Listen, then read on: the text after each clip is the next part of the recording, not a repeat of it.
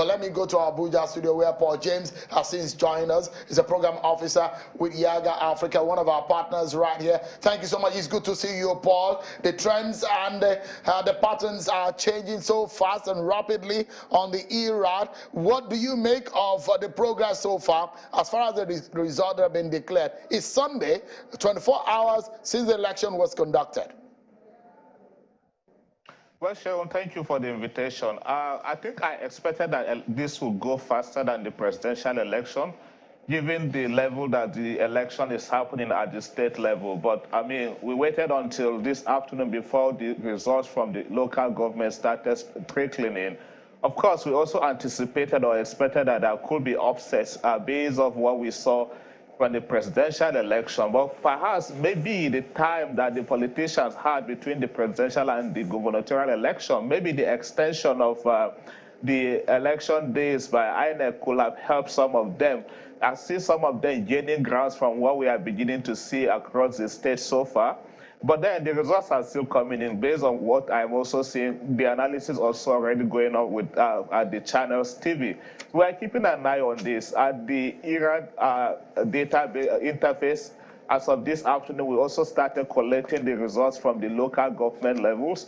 There are still local governments across the country where as of 4 p.m. this afternoon, I know that the collations are still ongoing. And then, of course, the usual challenges, because beyond what we also do with Channels TV at Riaga, we also had deployed observers to some of these locations. So the usual concerns, especially from overzealous security personnel that have refused to allow observers access to some of these locations. But again, at the moment, we'll have to rely on what is coming from the Election Commission, and then we'll also continue to look at the projections as they come in.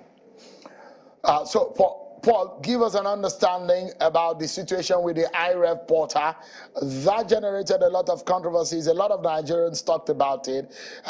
Sadly, it didn't meet up to expectation of a lot of people who thought that they might be seeing a lot of transparency in the process through the usage of the IREF portal. But compared to the presidential election, has there been any dramatic difference?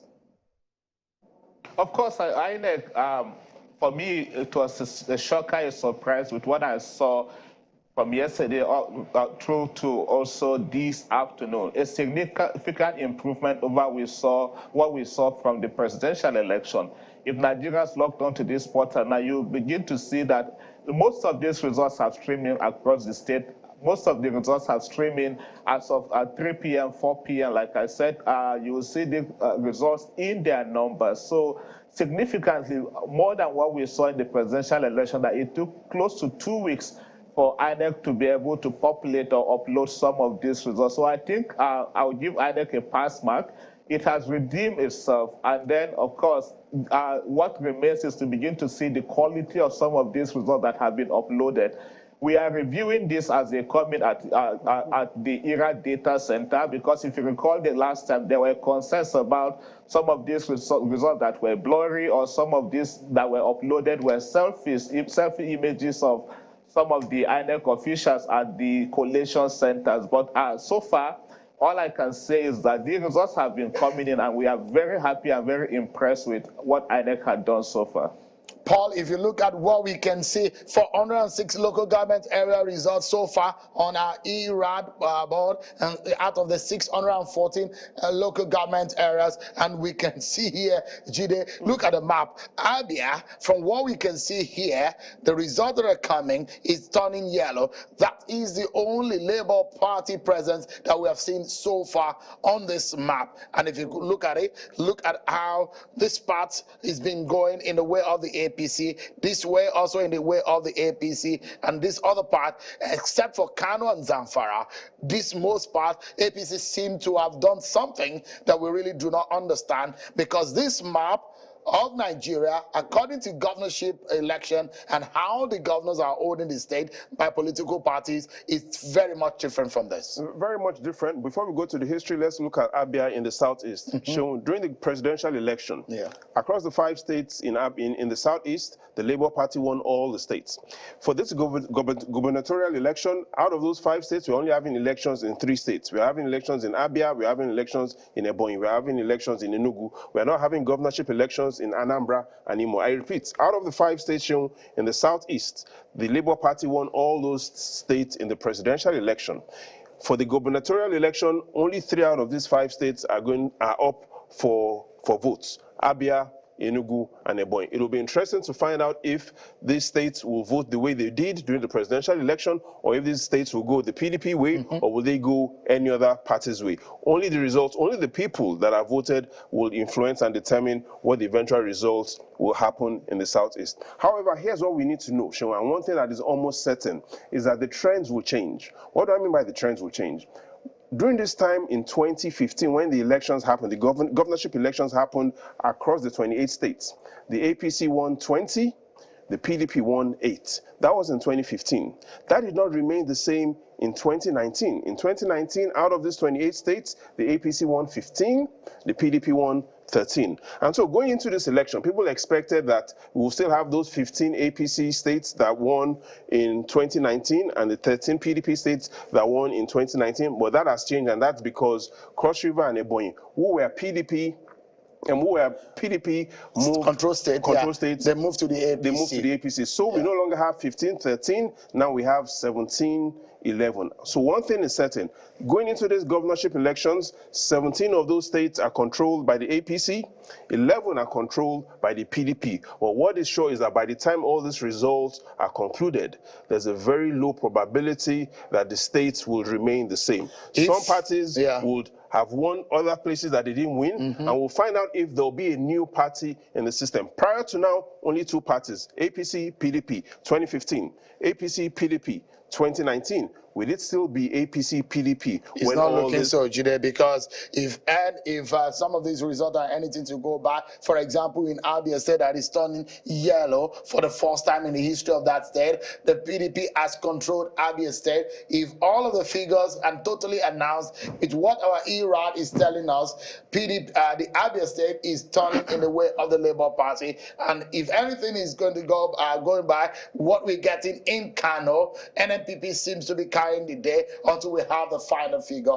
That is the projection that we are getting based on the report hitting the iReporter. But let me get your view on these patterns and how things are changing rapidly. You saw 2015, 2019, and 2023, just like Jide has analyzed, and things are changing. The patterns are changing and moving. The patterns are changing, but I think I will ascribe that to the fact that we have, and I don't think we should discount that, we have a president-elect who is APC. And that's the reason, if this elections continue to go this way, governorship elections coming after the president elections, there's still that possibility of a bandwagon effect. We can't rule that out entirely.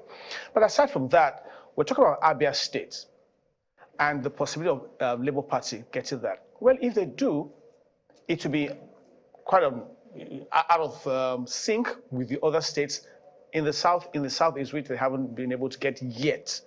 Well, we'll still keep watching. Otherwise, I see clearly a situation where if PDP wants to still remain a party to be reckoned with, they have a lot of work to do. A lot of work to do, Sean. When the National Assembly elections happened in Abia, there was one election that was inconclusive. So we look at, there are 2 senators in Abia State that were concluded, one from Labour Party and one from ABGA. So it will be interesting. Will this map color still stay the same, or will it change? We'll have to wait to look at what this exactly. This is the pattern in 2015, Jide. This is from Abia State. This is Abia State. We see that most of those local governments spread across the 3 senatorial districts. Abia State 2015, see those big numbers. Margin of difference between the APC and PDP then was about 90,000. But we see that 264,000, 180,000 for the APC. If you look at what happened in 2019, 261,000. Similar number to 2015, 99,000 for the APC. So what we know about Abia is traditionally shown Abia was PDP. What we saw in the presidential election was it moved to the Labour Party. What we've seen in the National Assembly election is we've seen Abga play a strong role. So across Abia State, one senatorial district, Abga, another senatorial district, the Labour Party, and there's expected to be a supplementary election in another senatorial district that will determine who will be the third senator in Abia State. But at the moment, Labour won, Abga won for senators. However, for the House of Reps shown in Abia State, based on the results from INEC, majority of the House of Representative members in Abia State, based on the elections that happened weeks ago, are now Labour Party members. Interesting. Kole, you wanted to say something? I think there's something we're not looking at, and I think it's critical to note this. Every state has its own personal important story, and it's different with all states. Like, look at Kano.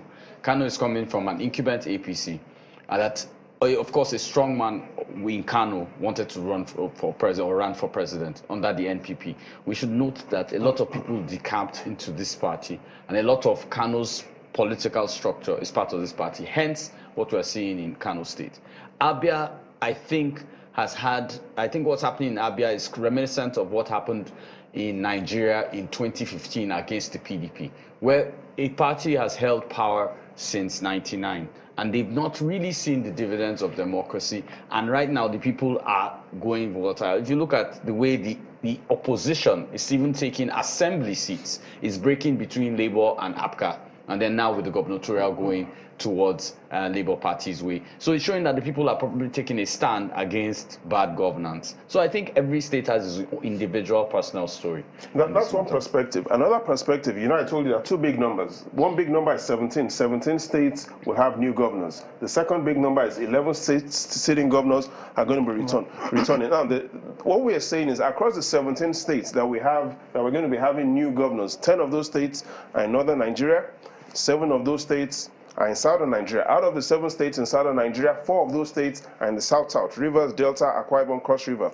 3 of those states are in the southeast, Abia, Enugu, and Ebonyi. So based on the results we're seeing that it is easier for a state to flip to another party if there is no sitting governor. So our eyes will be on those 17 states that will have first-time governors, because that is the higher propensity for the state to change, where there are no sitting governors. So our eyes will be shown on those 10 states in the north, where we will have first-time governors, and those 7 states in the south, where we will have first-time governors. Interesting. And of course, if you look at what we're seeing and experiencing right now, some dramatic change, because Abia has not been announced, but on our ERAD board, of course, Abia State is going yellow, and that is a color earmarked for the Labour Party. That is the singular state that has been noted for the Labour Party so far. Anything can happen, but there isn't been any other color other than the red and the green, and except for the blue. And look at what we're seeing. I mean, I remember that Nigerian political map looked like this in the 2003, 2007, and 2011, maybe when you had 1 or 2 states won by the CPC, the ANPP, and in fact the AD in the early state before it now morphed into the ACN. You had them winning 1 or 2 states, and at the end of the day, you had the dominant political parties now carrying the day. But let me bring in Professor Kura back into the conversation. Prof, what we're seeing in Gombe, for example, in Jigawa, APC retaining those states as the party controlling the states. What are your thoughts? Did you see them coming? Yes, obviously we saw them coming. Any average student of political science in Nigeria will understand that. The sophistication of Nigerian voters is becoming manifest in terms of trying to disaggregate and differentiate between a particular political party and a candidate that is contesting the election. Obviously, one will assume, before the conduct of presidential elections, that APC will roughly fail across northern Nigeria, particularly because of the abysmal developmental failures that have been recorded over the last 4 years, especially with the general insecurity in the northwest. But surprisingly, voters can now differentiate between, and probably to use this language, voters have differentiated between Buhari in terms of his personality, in terms of his historical antecedents of governing Nigeria, and the APC as a party. So people now begin to depreciate, okay, most of the policy that has been implemented, including very quickly, the introductions of the cashless economy in Nigeria with all the hardship that, has accompanied that, which obviously up to now people are bearing. But at the same time, they are voting for APC. So my understanding of this is that Nigerian voters, have become more sophisticated. They can literally differentiate between candidates and political parties. And this is the reason why, as we have projected, you will see mass success. People will massively vote for APC across northern Nigeria. So what is coming out from Gombe is so surprising. What comes out from Jigawa is so surprising. We should also expect more surprises in particular from Sokoto, from Kaduna, from all other states across, including Kaduna State. James. But I mean, look, there is a lot. I mean, when Jide was talking earlier, he was talking about the pattern of how the states are being held from when Buhari first won the presidential election in 2015, and how many states that the APC held sway, and how things changed. They lost some states, and the PDP gained some states in 2019. They gained more states, but it does look to me that the pattern is now changing. What could be responsible for the kind of showing that the APC has had? For those who have analyzed and thought that APC will lose significantly some of these states based on the criticism of what is going on at the center, and also vis-a-vis the fact that there are more political parties that are showing their mettle at the political stage in the center. That is what I said earlier, that despite the abysmal failure of the APC government at the center, Nigerian voters have begun to depreciate. Nigerian voters know Buhari very well. They know his antecedents, as a military head of state, and they still remember the kind of economic policies he introduced during the period. Now, surprisingly, after 2015 to 2019, people are becoming suspicious of the way Buhari was running the government, particularly towards the end of 2023, when virtually many of the policies of the APC have failed. So my understanding of this is that Nigerian democracy is becoming so mature, so sophisticated, despite the general abysmal failure of the APC government to deliver according to people's expectations. You can see people massively. In fact, the surprising result is in the Northwest, which is the constituency, the primary constituency, even the president. You can see people massively voting, despite all the gruesome, armed banditry, which daily take toll, on lives and properties of people. So my understanding generally is that Nigerian voters are becoming more sophisticated. They can now differentiate between they can vote along both party lines and along personality. Some corrections in the earlier figure that we brought to you in the Yobe governorship election. We understand that there was a mix-up, and the returning officer has since corrected himself. Now the correct figure that we can bring to you. Stand by, everyone. We're telling you the projection now from Yobe governorship election. It reads that APC 317,113 votes for the incumbent governor to retain his seat, winning that race, with the PDP coming second with 124,259 votes, and the NNPP has 14,246 votes. These are the recorded corrected figures of the election result from Yobe. Prof, that is the result from Yobe, a result that is different from the pattern in the presidential election.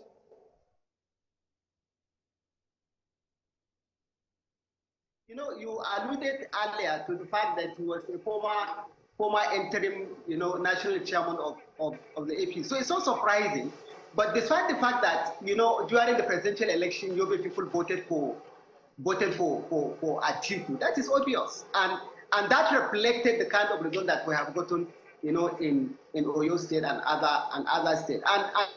And one must appreciate, despite the general, challenges that have been encountered, especially during the presidential election. And I think INEC has done a very good work in terms of introducing the waivers, the IRF. Despite all these challenges and isolated cases of election violence, in my understanding, Nigerian democracy is gradually becoming very sophisticated with all these interesting, dynamics coloring virtually across the country. So it's confirmed, declared, and returned elected. Governor May Malabuni of Yobe State has now been declared the winner of the governorship election in Yobe State in northeast Nigeria.